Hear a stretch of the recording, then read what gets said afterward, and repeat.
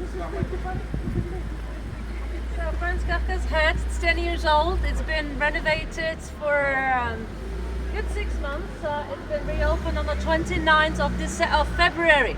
So it's been open and it's kind of shiny because it's been, as I said, polished, and it's working only for about 20 days now. It moves only every first 15 minutes of every hour, from a clock till 15:15. So it's gonna stop spinning in a couple of minutes. And it's another piece of art of Davida Černog. Yeah, Davida Černog, Cerny. You can see his work. There's a map, interactive map on his portfolio, and you can see all the other pieces of art. They're all over the city until now he is creating, and more things will be done by